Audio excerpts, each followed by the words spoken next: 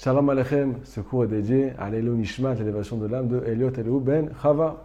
Il est aussi dédié à ce qu'on appelle l'élévation de notre âme personnelle.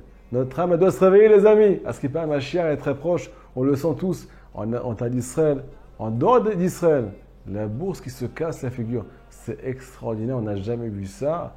Combien des gens ils perdent leur argent et combien ils sont déstabilisés. C'est un signe de la venue du Messie. Au cas où vous ne le savez pas. À part ça, le cœur du peuple d'Israël, il est aussi ce qu'on appelle en faillite. On n'a plus le cœur des fois à faire la Torah.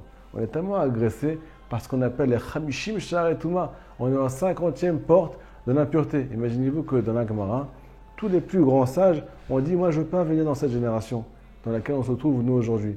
Mais nous, on a pris leur place. C'est nous qui sommes là, Baruch Hashem. Et c'est nous qui prenons des coups du matin au soir. En tout cas, sur le plan matériel et spirituel, on n'en peut plus. Est-ce qu'il y a une solution pour ne pas être sur le banc de touche, Chas Veshalom, comme Mashiach va arriver, et pour ne pas ce qu'on appelle repousser la Géoula à cause de nos actes qui sont mauvais aux yeux d'Hachem? La réponse est oui. Rabbi Nathan, il va nous donner une solution extraordinaire. Alors écoutez, il est marqué dans la paracha qu'au Beth Amikdash, il y avait plusieurs sortes de sacrifices. Le gros bétail qui coûtait une tonne d'argent. Quelqu'un qui a fait une faute, il ramène du gros bétail des fois. Parfois du moyen bétail. Mais il y a une personne qui ne peut rien ramener. Ou bien ce qu'il peut. C'est le Hani, le pauvre. Il y a marqué dans le pastou quelque chose d'extraordinaire. Nefesh kitakriv korban mincha l'Hashem. Lorsqu'une âme vient faire un sacrifice au Beth Amikdash pour Dieu. Me dit Rashi, pourquoi c'est spécialement sur le sacrifice du pauvre qui est marqué lorsqu'une âme va sacrifier un sacrifice pour Dieu? Me dit Rashi à Kadosh, vu que le pauvre, il n'a rien pour lui. Il est pauvre dans ce qu'on appelle sur le plan matériel et aussi sur le plan spirituel. C'est notre cas aujourd'hui. On est très très pauvre à l'intérieur. Vu que lui, il ramène ce qu'il peut aujourd'hui, alors Akadosh Baruch Hu considère qu'il a sacrifié son âme. Maintenant, je vais passer ce qu'on appelle aux paroles du Zohar Kadosh. Je vous avais compris que celui qui se considère, c'est vraiment le principe de se considérer comme pauvre aux yeux de Dieu qui va nous ramener le plus haut et le plus riche sur le plan spirituel, comme on va l'expliquer au nom du Zohar maintenant. Le Zohar pose la question, quelle est la prière la plus importante aux yeux d'Akadosh Baruch Hu? Alors, il y a 3 styles de prière. Tefila et Moshe, la prière de Moshe Rabbeinu. Et la prière de Moshe Rabbeinu, nous dit le Zohar, il n'y a aucun homme qui a prié comme Moshe dans ce monde. Après ça, deuxième catégorie, Tefila et David. Il n'y a aucun roi qui a prié comme David Améler dans ce monde. Troisième catégorie, c'est la nôtre, Tefila et Hani, la prière du pauvre. Nous dit le Zohar, quelle est la prière la plus importante aux yeux du maître du monde? Celui qui est pauvre et qui vient prier devant Hachem. Devant Hachem spécialement. Pourquoi? Nous dit le Zohar, le pauvre, il a le cœur brisé. Des fois, il est complètement anéanti. Il lui manque tout, il n'est pas bien, il a plus de matzavroir, il n'est pas bien à l'intérieur. Et le passage nous dit dans Télim, Karov Hachem, les nish berelev, Akadosh Baruch Hu, il est proche de ceux qui ont le cœur brisé. Donc le pauvre, qu'est-ce qu'il vient faire en fait? Il vient utiliser sa pauvreté pour prier. C'est ça qui l'amène à la prière. Alors, le Zohar nous dit que cette prière-là du pauvre, elle vient ce qu'on appelle être plus haute que Moshe Rabbeinu, que la prière de David Améler, et aussi elle vient faire des embouteillages dans le ciel. Imaginez-vous qu'il y a peut-être des millions de juifs qui prient le matin. Ce pauvre qui prie, il vient faire des embouteillages dans le ciel. Il vient repousser toutes les prières de côté, nous dit le Zohar Kadosh. Et c'est cette prière qui va passer devant Dieu. Mais ça va encore plus loin que ça. Des fois, au cas où vous ne le savez pas, il y a des accusations sur la prière d'un juif. T'as vu combien de avérotes tu fais? T'as vu qu'est-ce que tu as dans ta tête? T'as vu ce que tu as fait hier, avant-hier, avant-hier? Le casier judiciaire que tu te tapes? Et non seulement les projets que tu as chez Mishmor, ouais, mais nous dit le Zohar, ces accusations-là, elles ne pourront pas être portées sur la prière du pauvre, celui qui se considère comme pauvre à l'intérieur, avec ses actes, avec ses difficultés, avec ses défauts. Pourquoi? Akadosh Baruch Hu dit à tous les bâtés divines, à tous les tribunaux célestes, à tous les anges, je veux personne entre lui et moi. Je veux personne entre cette prière et moi. Il faut qu'il soit devant moi. C'est ce qui est marqué dans le Télim. Tefila la'ani. C'est devant Dieu qui vient verser sa prière. Là, nous dit Rabbi Nathan quelque chose de magnifique. Si jamais ta pauvreté à l'intérieur, tu vas l'utiliser comme tremplin et plus comme défaut. À Botaï, on est tous pauvres. Je vous dis la vérité. Sinon, le Beth Amikdash, il serait déjà reconstruit.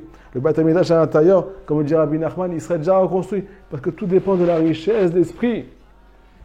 Si tu considères comme pauvre, et qu'à cause de ça, ou bien grâce à ça, tu viens demander de l'aide à un Kadosh Baruch Hu, pour qu'il t'aide à faire des efforts, pour qu'il te donne un cœur. Il y a marqué dans l'Ikouta à la quelque chose de magnifique. Quand un juif, il vient, ce qu'on appelle titiller à Kadosh Baruch Hu, il vient Betahana, il vient se plaindre devant lui. Pourquoi tu ne me rapproches pas de toi? Pourquoi tu lui donnes un cœur à mon frère ou à ma soeur juive et moi tu ne me donnes pas un cœur? Pourquoi à lui tu l'aides à étudier la Torah? Pourquoi à elle tu l'aides à être sniout et moi tu ne m'aides pas? Pourquoi moi j'arrive pas à me contrôler et lui il arrive à se contrôler? Pourquoi tu ne me rapproches pas de toi? Nous dit Rabbi Nathan, je ne peux pas t'imaginer le kiff que tu fais à Kadosh Baruch Hu. Il attend que ça. Comme le Yenouka a dit cette semaine, quelque chose de magnifique. Qu'est-ce qu'il attend Hachem de nous en fait? C'est qu'on lève nos yeux au ciel et qu'on prie Dieu. Prier Hachem, c'est le faire exister dans notre vie. Quand on le fait exister par une prière qui est spirituelle, Hachem, pourquoi lui et pas moi? Pourquoi tu ne m'aides pas à mon projet? Alors là, qu'est-ce que tu fais? Tu viens recevoir la royauté de Dieu dans ton cœur et tu donnes du nachat ruach à Kadosh Baruch Hu. Tu lui donnes ce qu'on appelle du kiff. Donc c'est cette prière qui vient briser toutes les portes du ciel. Il n'y a aucune accusation. Elle fait les embouteillages et tu es considéré comme si tu avais sacrifié ton âme. Donc en résumé, qu'est-ce qu'on est en train de dire ici? Quelque chose d'extraordinaire. Notre difficulté, ce n'est plus une difficulté. J'arrive pas à être snoout, j'arrive pas à me contrôler. J'ai des pensées qui sont à chémichement. Des fois, je transgresse la Torah 400 000 fois par jour. Eh bien, si jamais je viens à la fin de la journée, ou bien au début de la journée, je prends les choses en main avant que ça arrive, je sens que ça va arriver, je sens que je vais tomber aujourd'hui. Je viens utiliser cette pauvreté pour me présenter devant Dieu. Alors, Akadosh Baruch Hu me dit, toi et moi, on est ensemble, il y a personne qui vient rentrer dans ce qu'on appelle cette chambre là où tu vas prier. On sera unis tous les deux. Il n'y aura aucune accusation sur cette prière. Et au contraire, elle est plus haute que la prière de Moshe Rabbeinu. Donc qu'est-ce qu'on est en train de dire ici? Nous dit Rabbi Nathan, le Mashiach, il est appelé Ani Verochev al-Chaman. Il se considère toujours comme un pauvre. Et il sera ce qu'on appelle, il va chevaucher un âne. Un âne, vous connaissez tous l'histoire. L'histoire de l'âne blanc sur lequel il va chevaucher, ainsi de suite. Mais nous dit Rabbi Nathan, Rabbi Mashiach, il se considère comme un pauvre. Pourquoi? Parce que c'est comme ça qu'il vient vers les pauvres. Celui qui se considère loin des choses, c'est que celui-là qui peut être rempli et qui peut être propulsé au plus haut. Akadosh Baruch Hu, il n'aime pas les balagaves, hein, ceux qui considèrent qu'ils sont déjà arrivés à quelque chose. Donc on a tout à gagner, Rabotai, quand on est loin de Dieu. Au contraire, c'est ça qui peut nous rapprocher le plus possible. Et Bezrat Hashem, comme un chien va arriver, on n'aura pas honte, on n'aura pas baissé les bras. Il y en a qui ont déjà baissé les bras. Et Bémet, on les comprend, Bémet, c'est très très dur. J'ai plein de questions qui me disent j'arrive pas. Et plus ça va, plus je tombe, plus je suis dans le yéhouch. Et j'en ai marre, j'ai envie de tout quitter, j'ai envie de tout plaquer. Je vous dis la vérité. C'est parce qu'on n'écoute pas les conseils de cette équipe. On n'arrive pas à les faire entrer dans notre cœur. Ce n'est pas des conseils qui sont du luxe, comme on dit chez nous. C'est des conseils qui viennent sauver notre génération. Il n'y a que celui qui est proche de cette lumière-là qui peut comprendre ce que je dis.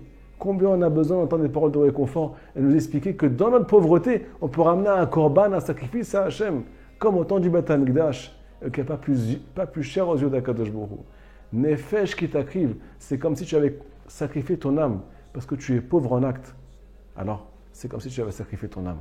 Shabbat Shalom, Chazak Baruch.